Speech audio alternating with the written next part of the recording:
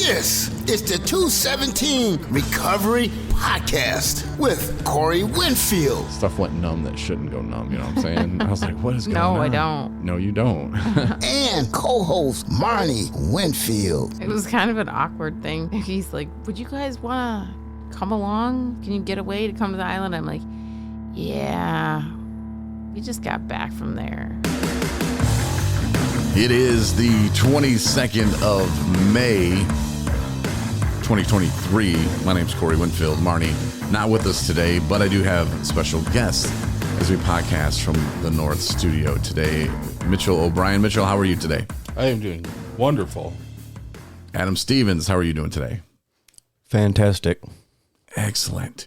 And this was a very impromptu podcast this morning because I realized that the last broadcast we did from the UFAM Rally, which Mitchell, you were on, believe it or not, and it didn't record because I didn't reset the Spreaker studio. I was lost. When we lost power. So it pretty much just had like 18 minutes of dead air, just nothing, which It's about the same. it's not right though, because that was your chance to shine, Mitch, because I was like, hey, everybody at the UFAM Rally, we're going to jump on, we're going to do a little bit of a break together.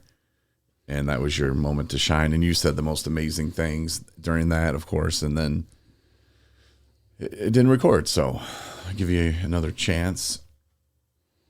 I'm always shining. That's what I do. Yeah. That's what you're doing. So how'd you guys, what would you say your takeaway was then from the UFAM Rally? We took away a lot less shirts than we brought. We did. Yeah. It was kind of cool to be in the community and to see all the other people there to support it and to meet some familiar faces that I haven't met in person yet. So that was really neat. Familiar faces you haven't met in person yet. Yeah, familiar. You know, we've seen them on. Like you're talking about Grayson. You can just say her name. Well, Grayson and even some of the ATS people that were there that I've never actually met. And, I mean, they're like right across the street, but I've never actually met them. And got to meet some politicians. That was interesting. What did you talk to them about? They wanted to know what we were all about. Uh-oh. And it was funny because they never told me who they were or what they did until after they grilled me about what 217 was. And I was like, no, I get it. Yep, Senator this and whatever that. I was like, well, you can go back to being where you don't want to be, Mr. Joe, something or other. Yeah. So. I don't know if he's ever gotten emails from me, but a lot of people have. What about you, Adam? What was your takeaway? Oh, yeah. Sorry. Welcome. Good morning. That kind of like what Mitch said. It was nice to see. I was surprised to see how big the turnout was. There's a lot of people involved, so that was really nice to see. And yeah, being my first time there, it was just, I just kind of took it in and I didn't know what to expect. But just really cool to see. I think next year it'd be, or if we go back next year, it'd be nice to get more involved and really walk around and talk to more people or whatever. But I think it's just kind of taking it in this time, and it was a nice experience.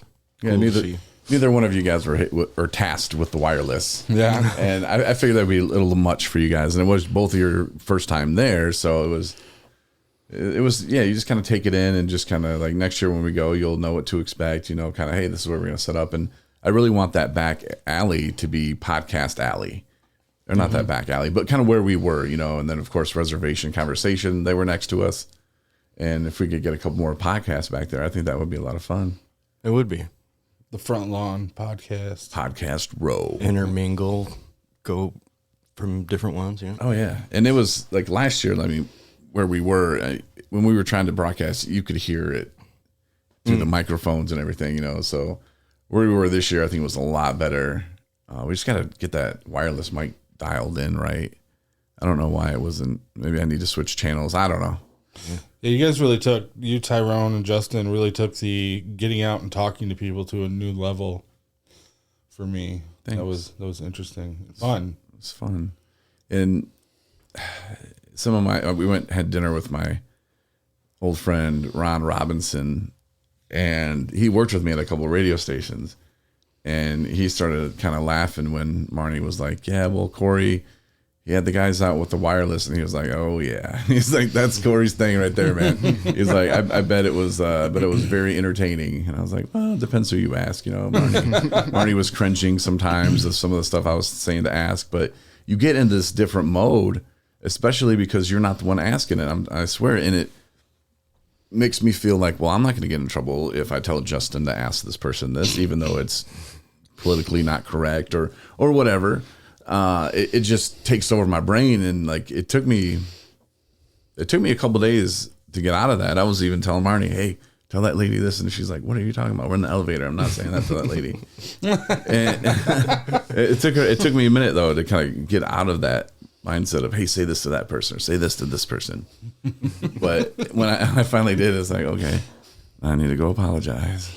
But no, but it's about having fun. And you know, that old radio career that I had, it was fun, you know, and we would do stuff like that. And so that's why I was just like, hey, you know, let's go out there and have Justin do it. And Justin was, what's the word I'm trying to think of? Awkwardly great. Because the way he would hit people with the, hey, you want to buy a t-shirt at the perfect wrong moment. And the perfect wrong moment. It was just like, you can't try to do that. And he was just doing it every time. Yeah, it was just amazing. And the lady that was like trying to do the boxes and throw them away, and I was like, hey, when she throws that box away and gets it all ripped up, I want you to take it out of the trash and tell her that that's not a recycling area, that's trash. And he instead chose to go help her tear up the box, because I was like, you can either have her throw away the box or you can get the box out of the trash after she's put it in there. And that, after listening to it, I went back and listened to that. It was great because it was awkward as hell at the end. Like there's no, like, just you're riding the horse into the stable and you just leap off and everything's graceful. No, with Justin, it's like, like let's end this baby the most awkward way we can. Don't even slow down, just tuck and roll. Mm-hmm. And like, I wanted him to walk away from that interview. I was like, all right, tell her thanks, you got stuff to do. And she started talking to him like, oh, so how long have you been sober? And I'm like, oh, okay, so we have some interest here. And then it just ended, I don't know, if you go back and listen to it, I think that might have been the second one. Yeah. It might have been the second one we did that day. My favorite was you had him go to somebody with one of the shenanigans, and I don't even remember what it was. But the lady got really, I don't want to say serious, but like super like into her story. And that's the one where it got kind of deep and meaningful. And then he threw in do you want to buy a t-shirt? And it just, because I was standing there and trying like to talk to people at the table, and I couldn't. I had to like turn away, and I was like, because she's all like, yeah, I'm sober for this long, and it's so great, and like, and all these, this is why, and my family, and he's like, so t-shirts. You want to buy a t-shirt? Yeah, that was. I think that was the second one, because I remember, Adam, you were on that one, and we both just started laughing because it was just so obvious, and it might have been you in the background, Mitch, because like you just hear people laughing because it was just like, I wasn't far away. I mean, that's not the time to ask for that, man. That's the time to tell her great job, and we appreciate, you know, the work that she's doing, and it's amazing. You know, she said she's been doing it for 20 years, but she's only been sober 10. You know, she said it took her 10 years to realize that she in fact had a problem. And just because you're in the industry working that, you know, like not everybody's in recovery working at the jails and doing what she did, and for her to kind of realize like, oh my God, I have a problem, you know, it was great. But yeah, she started telling that, and that's where I was going to be like, Justin, tell her that, you know, your family's really proud, and I want to get that out. And Justin's, but obviously what she really needed at that point was a t-shirt. Yeah. And then she ended up, I think, buying one, or she ended up donating, because I told Marnie, I was like, just give her one, you know, like at this point, just give her a t-shirt. And she ended up, I think, giving a couple bucks a donation, which was sweet. But and that was before we had somebody come over and want to be a part of it. Yeah, that was interesting. So cool. Yeah, the woman Danielle, she came up and was like, hey, if I buy a t-shirt, can I be on your podcast? And I was just thinking we would talk to her, and that turned into giving her the wireless. Yeah, she was all about it. Yeah, it was great. I was like, man, I wish she was in Traverse City, we'd send her out all over. We'd start doing our podcast from the front yard just to do that, you know. What's that guy? Where he's going? Yeah, she went to go ask the psychic that if she cut everybody in line, would somebody in that line punch her? And instead of asking the psychic, she kept asking the people in line, hey, if I cut her, you think she'll punch me? That's good. I mean, that's funny. That's great. I'm glad that she did that. Danielle was great. I talked to her for a second. If you're listening, Danielle, thank you for being all about what you're all about. That was cool. But that would have been another too much for me. Like going up to the psychic, hey, if I cut these people in line, are they going to punch me? Because that's the person you're supposed to know or whatever. And if they're like, I don't know, then just turn around and be like, you guys shouldn't be in this line. Like, this is. Yeah, she asked this one guy who was wearing a Tigers jacket, because I saw on Sports Center something that center fielder had messed up this catch, and I was like, "What do you think about that?" Ask him about that, and he's like, "Oh, he didn't know, and he'd been to one game last year, and he couldn't name a player." And so she kind of gave him out. She's like, "Well, next time, how about before you wear a team's shirt or coat, how about you learn at least a player's name or something?" And she's like busting them. Did you say that or did she? No, she said that. And I would watch them walk away, and like the buddy of that guy was just giving him hell, and it was pretty funny because she definitely called him out. It's like something I saw the other day. It's like, just shine your shine, and your tribe will find you. That's what we were doing. Yeah, she found us. Fit in perfect. And some people, like, I sent her over to talk to this one lady, and like it appeared to me the lady had been maybe picking her nose a little bit, not like digging up in it, but just like messing with her nose, like I'm doing right now. Yeah. And I was like, go talk to the lady that's picking her nose. So that lady might be like, oh, I was not picking my nose, and I wish she wouldn't have said that, And some people could be offended in that way, but Amanda, nobody knows your name. If in fact it was Amanda, it was something like that.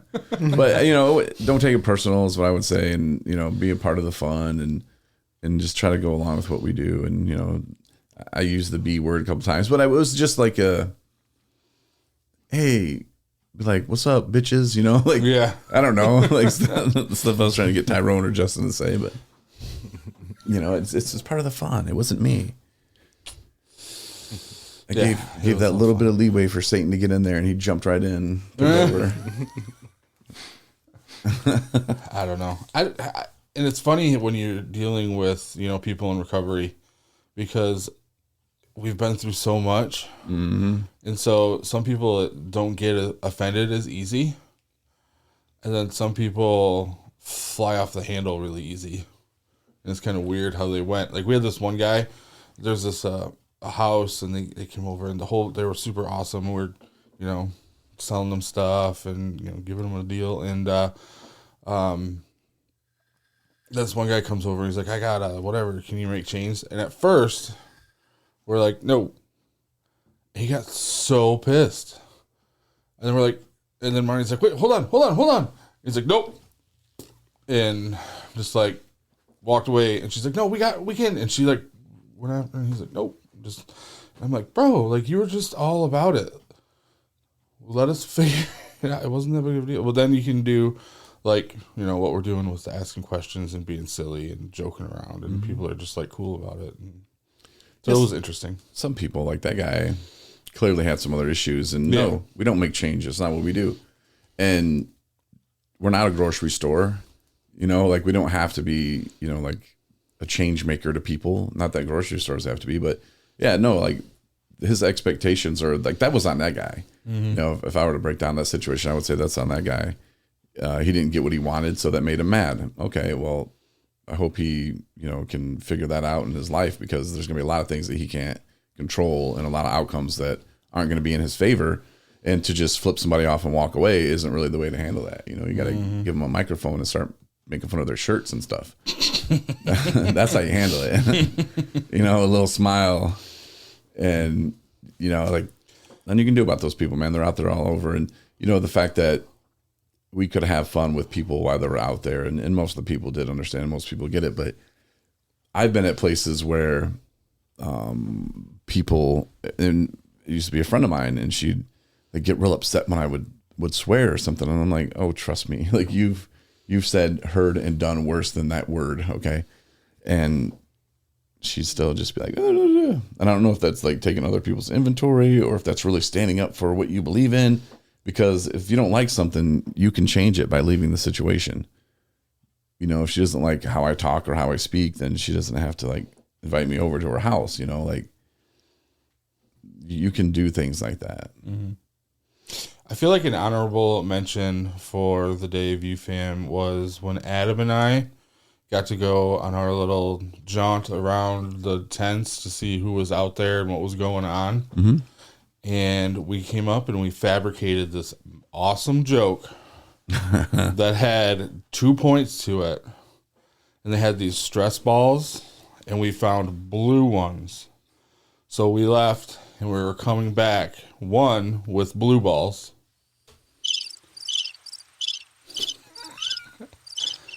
And two said that the guy that we talked to knew you, Corey, so he gave us stress balls to cope with our jobs. And it was like, we told that joke and it was like, haha. And we were so deflated. We put It so didn't much sound effort. very good this time either. but, No, good try. it didn't. It didn't. It was good when we were walking around. Yeah. We liked it. We were hyped up on UFAM adrenaline, I think. Thought we were funny. Yeah. It's easy to do sometimes. Soaking in the positive vibes. Yeah. But how many people would you guys say were there? Like 600, 700, 4? Really? That's what I would say. I mean, in my head, I was thinking around 400 or 500. I mean, just off the top of my head. I mean, And they were cycling 'Cause it was- through. yeah. I mean, both those tents. I mean, it was a big area, and they were packed in there. Yeah. There's a lot of people. I don't think there was more than a 100 or 200 people there at any given time, though. Oh, there was way more than that. At once? Yeah. I feel like there wasn't, and they like cycled through. There was over 100 people that were just there at the booths, like manning the booths. So yeah, with the other people walking around, I'd say easy 500-600. I took pictures, so I'll go take a head count. Yeah. Nice. I think you were the only person that took pictures. I took a couple. I almost forgot. Like last year, we had tons of pictures, and this year I didn't really take any last year either. But everybody kind of just, hey, here's all the pictures, then we like threw them up on the website and stuff like that. So if you guys want to, I know there's a good one of you. I think Mitch took it.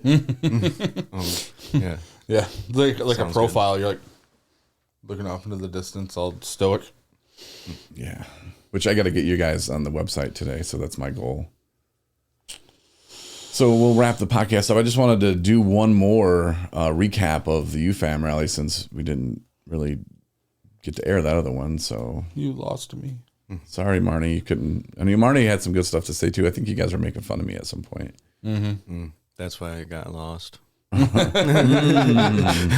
said Must some, have struck a I said some nerve. really nice things about Corey and Marnie in that one. I'm surprised. Yeah, you did. You did actually. I wasn't even trying to get like brownie employee points either. Oh, what did you say? You were like, you guys are awesome or something. It was about how you both have such an obvious like trajectory in your journey, and then your journeys have brought you together.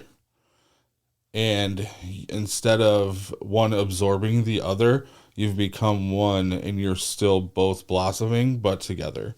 And it's really cool because I feel like that's what marriage is supposed to be, that kind of a partnership. And I think a lot of times in this society, you'll get one life get lost in the other when they become one in marriage. And I don't know, it's been nice to get to know you guys, because it just feels like you guys are, I mean, you've got little issues here and there, like everybody, but it just feels like you guys are a good mold for what a real marriage should be. And who would have thunk? From recovery. Huh. Yeah. With that, Look at that. I was thinking nobody would ever marry my ass, and I was going to die alone. And now you're like, got a marriage that other people want to have. Yeah. And definitely don't think I'm dying alone. No. No, I'll have a cat somewhere. Cats. No, but well, thanks, Mitchell. That's great that you'd say that, though. And some people say, yeah, but they're still newlyweds, and we'll be married 3 years in December, so we'll see how that goes. I don't know. I still like it. It's fun. And what I say to people, I've always in relationships before where I could not wait for that person to leave the house. And I don't know if it was the drinking, because it might have been something to do with that, but I just didn't like that person and wanted them to just leave the house for a minute. Just wanted them to go. Couldn't wait. Counting it down. Doesn't she have to go to church or something right now? Go. Are you leaving? Bye. And with Marty, I don't feel like that at all. It's always like, when's she getting home? Like, what the hell, man? I want to talk to my friend. I know, and you even clean her jelly jars for her. I do. You can just put that anywhere, Adam. Yeah. It's a durability check. Good job. All right. Well, thanks for checking out the second wrap up from UFAM. That's not actually from UFAM, but yeah. Maybe we'll post pictures on our website later, and you can check out Adam and Mitchell's page a little bit later on today as well. So check it out, 217recovery.com. Thanks, gentlemen. You bet. Thank you. Thanks for listening to the 217 Recovery Podcast. We hope you come back for our next episode.